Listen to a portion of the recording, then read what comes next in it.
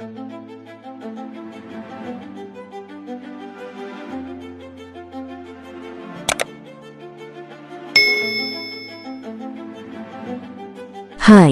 semuanya, bertemu kembali di channel Singkat Cerita.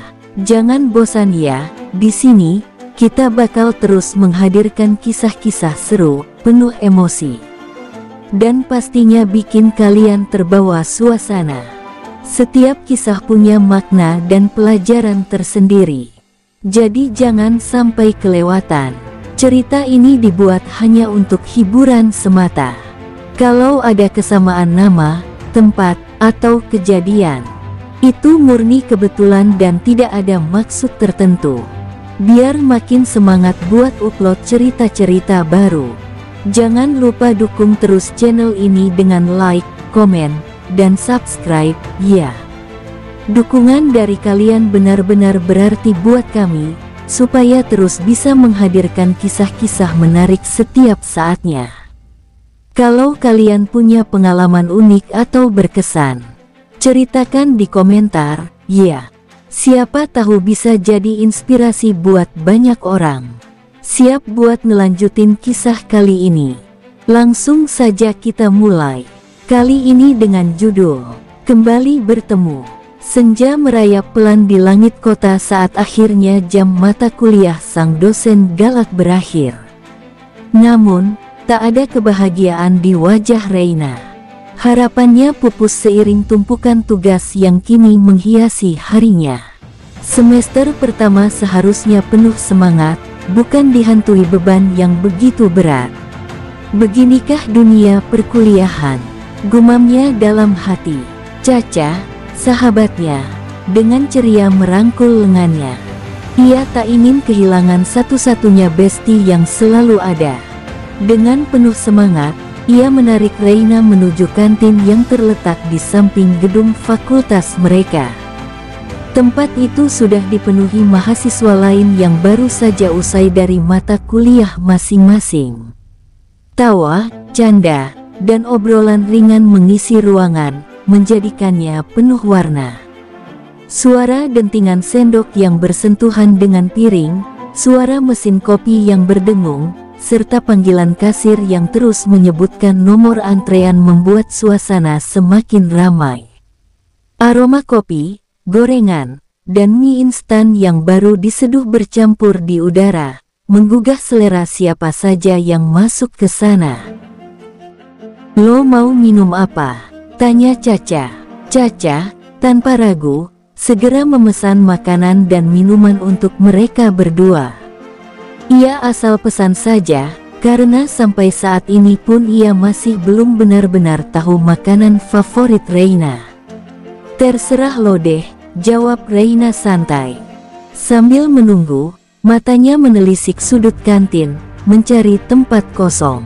Meja-meja dipenuhi kelompok mahasiswa yang sibuk dengan berbagai hal, ada yang mendiskusikan tugas dengan suara serius, ada yang bermain game di ponsel, ada pula yang tertawa lepas seolah melupakan beban akademik mereka. Tak lama, ia menunjuk meja yang baru saja ditinggalkan penghuninya. "Sahut gue kalau udah ada tempat kosong lagi, ya," ujar Reina. Caca mengangguk. Beberapa menit kemudian, ia datang dengan nampan berisi pesanan mereka.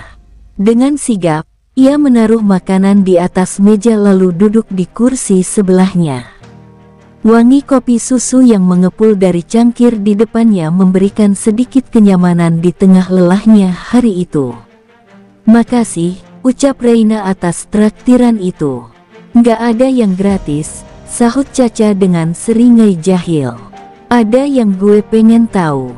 Reina mendengus. "Tebak deh." Caca mengangkat alis penuh minat. "Jangan bilang ini soal." Reina hanya diam, tatapannya menerawang. Ada luka di matanya, luka yang mungkin tak bisa disembuhkan waktu. Malam itu kembali melintas di benaknya, malam yang seharusnya penuh cinta, tapi malah menjadi awal dari beban yang harus ia tanggung. Pria yang tak ia kenal, yang hanya bertemu sesaat, telah merebut sesuatu yang seharusnya menjadi milik seseorang yang ia cintai. Gimana rasanya? Selidik Caca, penasaran tingkat dewa. Reina menghela napas, tersenyum samar. Sakit, tapi ada nikmat yang aneh. Sampai sekarang gue masih bisa merasakannya. Caca tertawa terbahak hingga air mata menggenang di sudut matanya. Pantesan aja masih nyeri. Ukurannya gede banget, ya. Reina mengangguk malu-malu, wajahnya merona. Di tempat lain, seorang pria sedang gelisah. Namanya Bara. Pikirannya dipenuhi sosok gadis yang masih belum memberikan kepastian. Ia kembali menghubungi Rini, menanyakan kabar tentang Reina. Namun, jawaban yang ia terima tidak memuaskannya. Saya butuh kepastian, Rini, ucapnya dengan nada datar namun tajam. Maafkan saya Tuan Bara, Nona Reina belum memberi saya kabar, jawab Rini kalah Bara menanyakan kepastian pesanannya. Saya butuh kepastian segera Rini.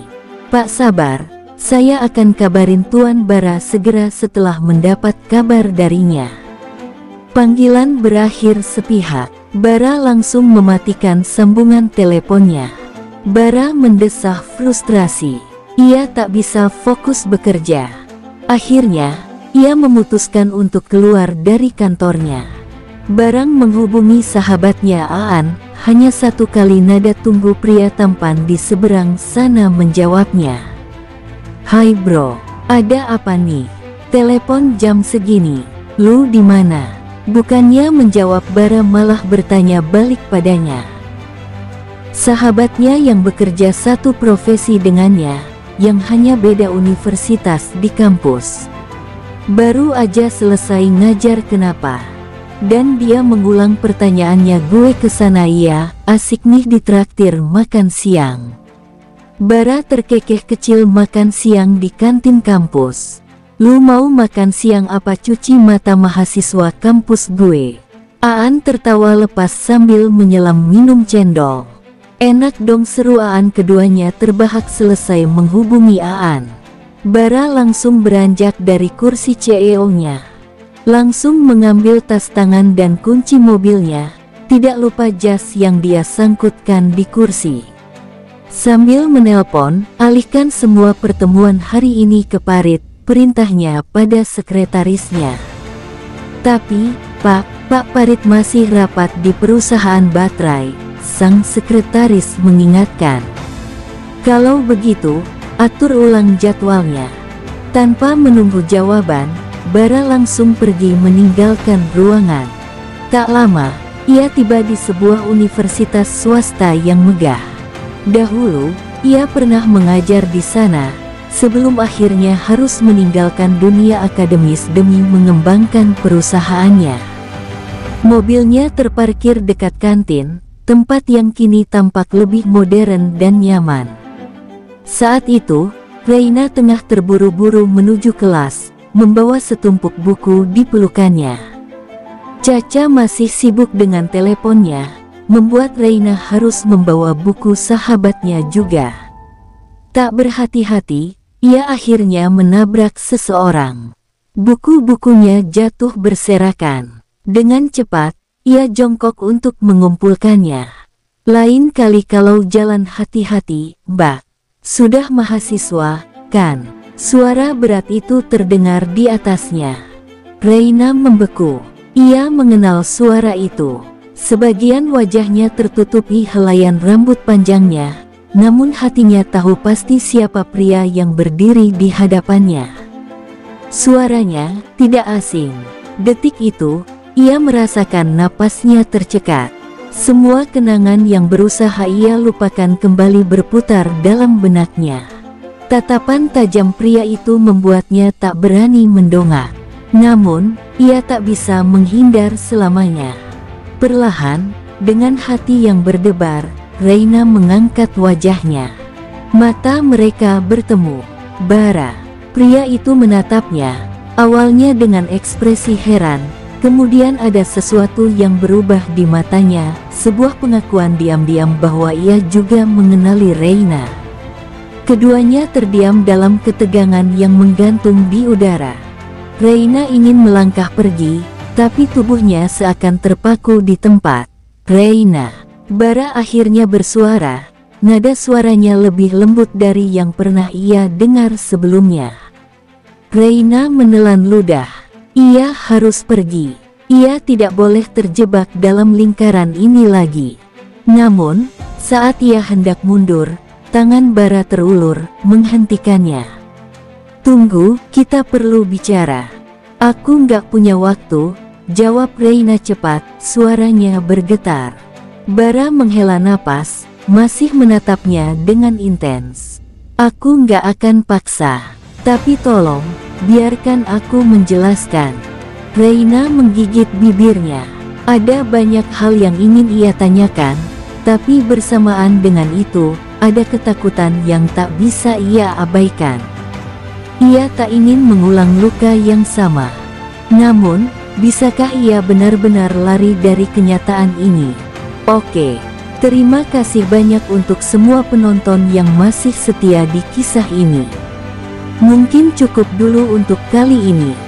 Jangan lupa like, komentar, dan subscribe ya, agar tidak ketinggalan video berikutnya.